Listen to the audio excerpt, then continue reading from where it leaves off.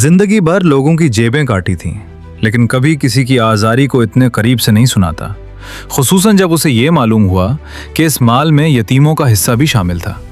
मंसूर ने एक पुल के लिए अपने हाथ में छुपे हुए उस थैले को देखा और फिर शेख के चेहरे पर मौजूद बेबसी को, मगर उसकी अयारी अब भी उसके ज़मीर पर हुई थी। उसने अपने लहजे को संभाला और शेख से कहने लगा, ऐ शेख, तुम इतने मायूस क्यों होते हो? अभी तो हमने आधा रास्ता तय किया है। हो सकता है कि तुम्हारा माल तुम्हारे सब्र के बदले तुम्हें दुगना होकर मिल जाए। बस हिम्मत ना हारो। लेकिन हकीकत में मंसूर के अंदर एक जंग छिड़ चुकी थी, क्योंकि वो पहली बार किसी ऐसे शख्स को लूट रहा था जो उसे अपना मोहसिन समझ रहा था।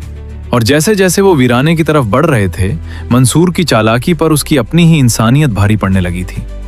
फिर भी उसने फिलहाल खामोशी इख्तियार की और शेख को एक पुरानी सराय के कमरे की तरफ ले गया, जहां उसका इरादा उसे बेहोश करके फरार होने का था। लेकिन उसे क्या मालूम था कि नेकी का जज्बा कभी कभी बड़े से बड़े गुनाहगार की तकदीर तहरीर बदलने की ताकत रखता है। मंसूर शेख जुबैर को शहर के वीरान इलाके में वाक़े एक शिकस्ता हाल और नीम तारीक सराय के कमरे में ले आया, जहां गिर्दो गुबार की मोटी तहीं और दीवारों से झड़ता हुआ पुलस्तर उस जगह की वीरानी की गवाही दे रहा था। उसका असल इरादा यह था कि वो शेख को यहां कुछ देर इंतजार को करने का कहकर खुद किसी बहाने बाहर निकल जाएगा और फिर कभी वापस नहीं आएगा, या फिर अगर जरूरत पड़ी तो जबरदस्ती उसकी तलाशी लेकर जो कुछ बचा कच्चा है वो भी छीन लेगा। कमरे में दाखिल होते ही शेख जुबैर थक कर एक पुरानी चटाई पर बैठ गए और अपनी आंखों से जारी आंसुओं को पोंछते हुए बोले, ऐ मेरे मेहरबान दोस्त, तुमने इस अजनबी शहर में जिस तरह मेरा साथ दिया है, हमदारा हमदर्दी की है, मैं तुम्हारा ये एहसान कभी नहीं भूलूंगा। अगरचे मेरा सब कुछ लुट चुका है, लेकिन तुम्हारी सूरत में मुझे एक सच्चा इंसान मिल गया है जो इंसानियत का दर्द रखता है। शेख की जबान से निकलने वाले उन मासूमाना और अकीदत भरे अल्फाज ने मंसूर के दिल पर हथौड़े की तरह ज़रब लगाई, क्योंकि वो जानता था कि वो कोई हमदर्द नहीं, बल्कि वही भेड़िया है जिसने उसे फकीर बनकर लूटा था। मंसूर ने जब देखा कि शेख जुबैर अपनी जेब से एक छोटी सी पोटली निकाल रहे हैं, जिसमें शायद चंद चांदी के सिक्के बाकी थे, ताकि वो उस मेहरबान दोस्त को उसकी मेहनत का मुआवजा दे सकें, तो मंसूर के हाथ कांपने लगे और उसे महसूस हुआ कि कमरे की फजा बोझल हो गई है और दरो दीवार से मलामत की आवाजें आ रही हैं। शेख ने वो पोटली मंसूर की तरफ बढ़ाते हुए कहा, मेरे दोस्त, मेरे पास अब यही चंद सिक्के बचे हैं। तुमने मेरे लिए इतनी दौड़ धूप की, ये रख लो ताकि तुम्हारे बच्चों के काम आ सकें।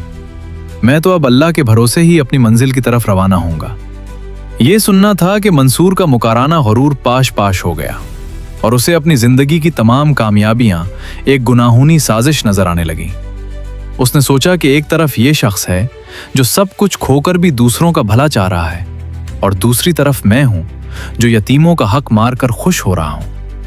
उस लम्हे मंसूर के अंदर मौजूद इंसानियत पूरी कुव्वत से बेदार हुई और उसके माथे पर निदामत के पसीने के कतरे नमूदार होने लगे। वो उलझन का शिकार था कि क्या वो सच बोलकर अपनी जान खतरे में डाले या खामोशी से ये रकम लेकर फरार हो जाए।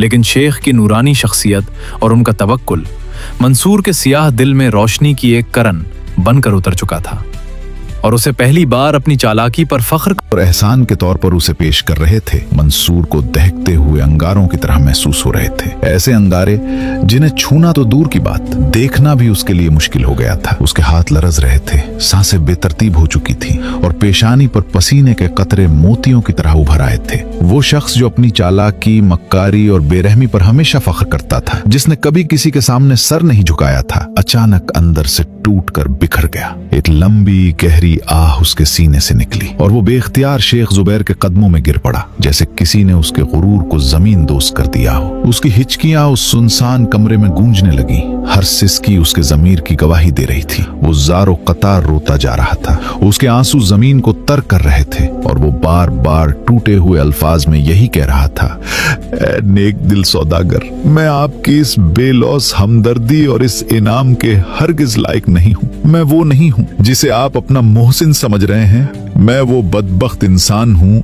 जिसने आपकी नेकी का फायदा उठाया आपके एतमाद को तोड़ा और आपको धोखा दिया। शेख जुबैर हैरत, सदमे और बेयकीनी की एक जीती जागती तस्वीर बने मंसूर को देख रहे थे। उनकी आंखें फैल गई थीं, जैसे वो हकीकत को कबूल करने से इनकार कर रही थीं। कमरे में एक लम्हे के लिए मुकम्मल खामोशी छा गई, जिसमें सिर्फ मंसूर की रोने की आवाज गूंज रही थी। फिर मंसूर ने कांपते हुए हाथों से अपनी कमर से वो भारी चमड़े का थैला निकाला, जिसका वजन अब उसे अपने गुनाहों के बोझ की तरह महसूस हो रहा था। उसने वो थैला आहिस्तगी से शेख के सामने रख दिया, जैसे कोई मुजरिम अपने जुर्म के सबूत पेश कर रहा हो, और भराई हुई आवाज में कहा, ये लीजिए आपकी अशरफियां। वो बूढ़ा फकीर जिसने आपको लूटा था, वो कोई और नहीं बल्कि मैं ही था, और मैंने ही आपको यहाँ लाकर मजीद लूटने का मंसूबा बनाया था। लेकिन आपकी बातों ने, आपके सब्र और अल्लाह पर तवक्कुल ने मेरे मुर्दा ज़मीर को झंझोड़ कर रख दिया है। ये अल्फाज सुनकर शेख जुबैर चंद लम्हों के लिए बिल्कुल खामोश रह गए, जैसे वक्त रुक गया हो। उनके चेहरे पर हैरत,